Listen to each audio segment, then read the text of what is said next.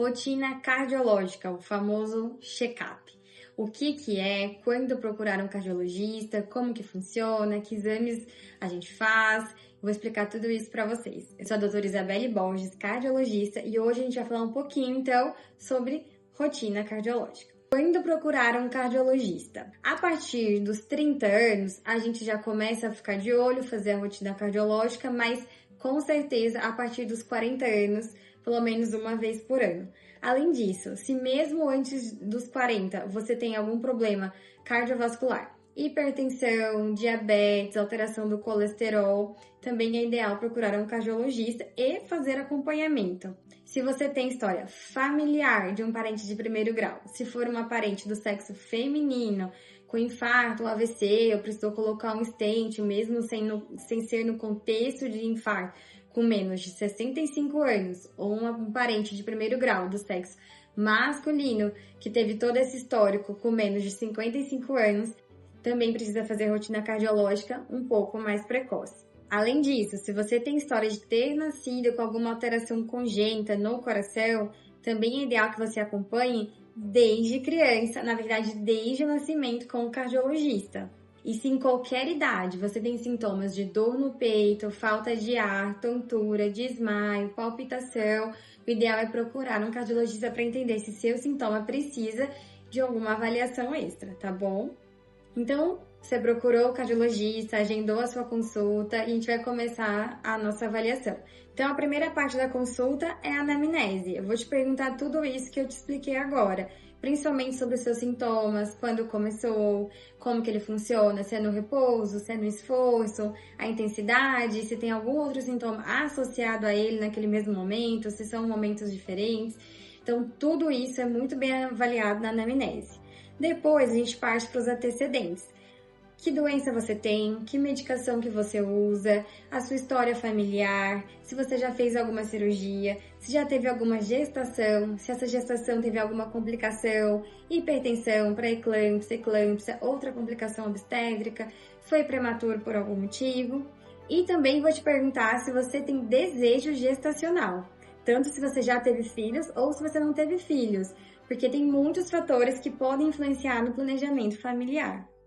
Daí a gente vai partir para os seus hábitos de vida. Se fuma desde quando, se não fuma, parou desde quando, quanto tempo fumou, qual foi a carga tabágica, ou seja, quanto fumou neste tempo que você estava tabagista ativo, se faz atividade física, quanto que faz, ou seja, quantos minutos por semana, tem alguns minutos, a partir de tanto tempo que reduz o risco cardiovascular, então é importante a gente avaliar isso. Se bebe, se é socialmente, o que é socialmente para você? Isso é uma pergunta importante, cada um tem um parâmetro diferente. E também o seu hábito alimentar, quantidade de fritura, de gordura, de carboidrato, se toma refrigerante, doce, a gente vai conversar sobre tudo isso.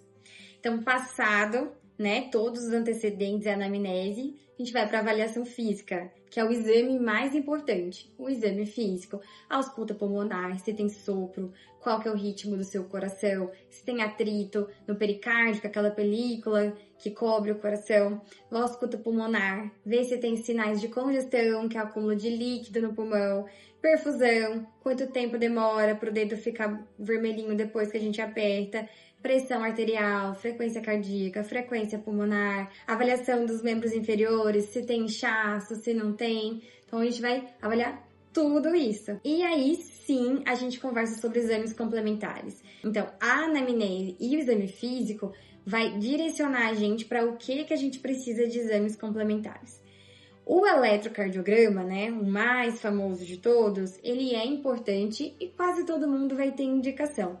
Agora, os outros exames têm indicações muito específicas. O teste ergométrico a gente pode avaliar a arritmia induzida pelo esforço, a curva da pressão do paciente que faz esforço físico, se está normal, se ela é hiperreativa, se sugere alguma outra coisa pra gente, se o eletro altera, sugerindo que tem algum grau de obstrução de fluxo de sangue para o coração, a frequência cardíaca cai no tempo certo, quando o paciente para o esforço dele. Então, tudo isso é visto no teste ergométrico. O eco, a gente avalia a estrutura do coração, o quanto o coração injeta de sangue, a mobilidade das válvulas, se está tudo bem com elas, o tamanho do coração, o tamanho de cada cavidade, o famoso coração inchado, a gente consegue ver bastante no ecocardiograma.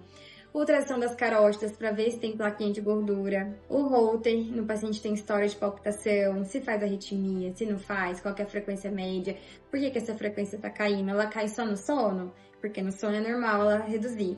E o mapa, principalmente como é a pressão do paciente nas 24 horas, ou seja, até dormindo. E é importante, porque o paciente que aumenta a pressão no sono tem várias coisas que precisam ser avaliadas. E tem outros vários exames que a partir desses ou do risco do paciente, se ele for aumentado, se ele não for, a gente vai partir para esses exames mais específicos. Cintilografia miocárdica, angiotomografia de coronárias, cateterismo, mas aí é uma outra história, uma investigação um pouco mais aprofundada em certos pacientes de um risco maior. E claro, os exames de sangue, para a gente ver colesterol, glicemia, hemoglobina glicada, função renal, função tiroidiana, enzimas hepáticas, muita coisa aí para ser avaliada. Então a gente fez tudo isso e aí na conclusão da consulta a gente vai conseguir sim ajustar a medicação.